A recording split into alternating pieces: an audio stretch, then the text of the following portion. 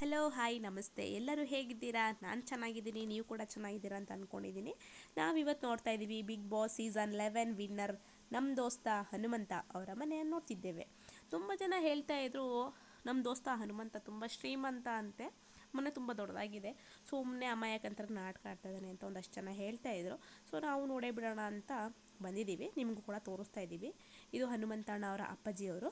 So entrance ಆಗ್ತಿದ್ದಂಗೆ ಮನೆಯ ಪಡ್ಸಾಲ ಸಿಗುತ್ತೆ. ಹಳ್ಳಿ ಕಡೆ ಈ ರೀತಿ ಪಡ್ಸಾಲೆ ಅಂತ ಒಂದಷ್ಟು ಜಾಗ ಬಿಟ್ಕೊಂಡಿರ್ತಾರೆ. ಸೊ ಇದ್ರ ನೆಕ್ಸ್ಟ್ ಎಂಟ್ರಿ ಕೊಡ್ತಾ ಇದ್ದರೆ ಹಾಲ್ ಸಿಗುತ್ತೆ.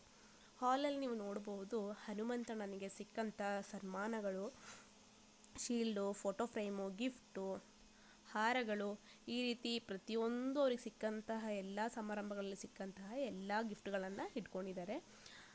ಹಾರಗಳಂತೂ ಲೆಕ್ಕನೇ ಇಲ್ಲ, ಅಷ್ಟು ಇದೆ.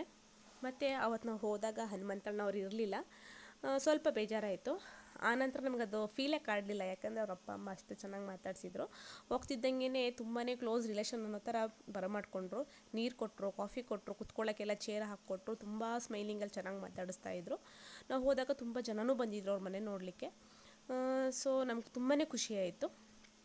ಇದು ಹಾಲ್ ನೆಕ್ಸ್ಟು ನೀವು ನೋಡ್ಬೋದು ಅಡುಗೆ ಮನೆ ಇದೆ ಲೆಫ್ಟ್ ಸೈಡಲ್ಲಿ. ಅಡುಗೆ ಮನೆಯಲ್ಲಿ ಪಾತ್ರೆ ಸಾಮಾನೆಲ್ಲ ಜೋಡಿಸ್ಕೊಂಡಿದ್ದಾರೆ, ಆದರೆ ಅವರಿಲ್ಲಿ ಅಡುಗೆನ ಮಾಡ್ತಾಯಿಲ್ಲ.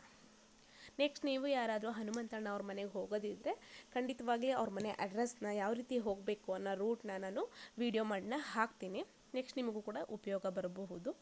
ಸೊ ಅವ್ರ ಅಪ್ಪ ಅಮ್ಮ ಇದ್ದರು, ತುಂಬಾ ಚೆನ್ನಾಗಿ ಮಾತಾಡಿಸ್ತಿದ್ರು. ಅವ್ರ ರಿಲೇಷನ್ಸ್ ಎಲ್ಲ ಬಂದಿದ್ದರು, ಅವರು ಕೂಡ ಚೆನ್ನಾಗಿ ಮಾತಾಡಿಸ್ತಾ ಇದ್ರು. ಯಾರೂ ಇಷ್ಟೊಂದು ಜನ ಬರ್ತಾ ಇದ್ದಾರಪ್ಪ ಮನೆಯೊಳಗಂತ ಫೀಲೇ ಮಾಡ್ಕೊಳ್ತಾ ಇರಲಿಲ್ಲ. ಫೋಟೋ ತೆಗೆಸ್ಕೊಳ್ಳೋದಾಗಿರ್ಬೋದು, ಪ್ರತಿಯೊಂದಕ್ಕೂ ಬಂದು ತುಂಬ ಸಪೋರ್ಟಿವ್ ಆಗಿ ನಿಂತಿದ್ರು. ಹೀಗೆ ಒಳಗೆ ಬರ್ತಾ ಇದ್ದರೆ 2 ಬೆಡ್ರೂಮ್ ಇದೆ, ಲೆಫ್ಟ್ ಸೈಡ್ ಒಂದು, ರೈಟ್ ಸೈಡ್ ಒಂದು. ಈಗ ನಾವು ನೋಡ್ತಿದ್ದೀವಿ ಲೆಫ್ಟ್ ಸೈಡ್ ಬೆಡ್ರೂಮು.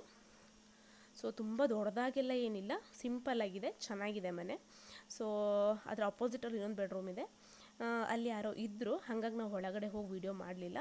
ಸೊ ಇದರಿಂದ ಈ ಕಡೆ ಬಂದರೆ ಸ್ಟ್ರೈಟಲ್ಲಿ ಒಂದು ದೊಡ್ಡ ಹಾಲ್ ಥರ ಬಿಟ್ಕೊಂಡಿದ್ದಾರೆ. ಅಲ್ಲಿ ದನ ಕರುಗಳನ್ನ ಕಟ್ಕೊಳ್ಳೋಕ್ಕೆ ಅಥವಾ ಅಡುಗೆ ಮಾಡ್ಕೊಳ್ಳೋಕ್ಕೆ, ಅಲ್ಲೇ ಕೂತ್ಕೊಂಡು ಊಟ ಮಾಡ್ಕೊಳ್ಳೋಕ್ಕೆ, ಅಲ್ಲಿಂದ ವಾಶ್ರೂಮ್ಗಳಿಗೆ ಹೋಗಲಿಕ್ಕೆ, ಹಿಂದ್ಗಡೆ ಬರಲಿಕ್ಕೆ ಎಲ್ಲದಕ್ಕೂ ವ್ಯವಸ್ಥೆ ಇಲ್ಲಿ ಮಾಡ್ಕೊಂಡಿದ್ದಾರೆ.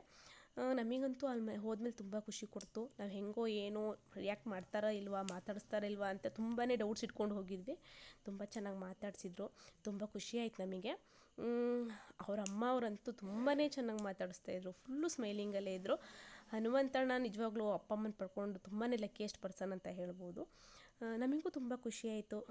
ನೆಕ್ಸ್ಟ್ ಯಾರಾದರೂ ಹೋಗೋರಿದ್ದರೆ ಖಂಡಿತವಾಗ್ಲೂ ಹೋಗಿ ಬನ್ನಿ, ನಿಮಗೂ ಖುಷಿ ಸಿಗುತ್ತೆ. ಒಂದು ಹಳ್ಳಿಯ ವಾತಾವರಣ ನೀವು ನೋಡ್ಬೋದು. ತುಂಬಾ ಖುಷಿಯಾಯಿತು. Thank you.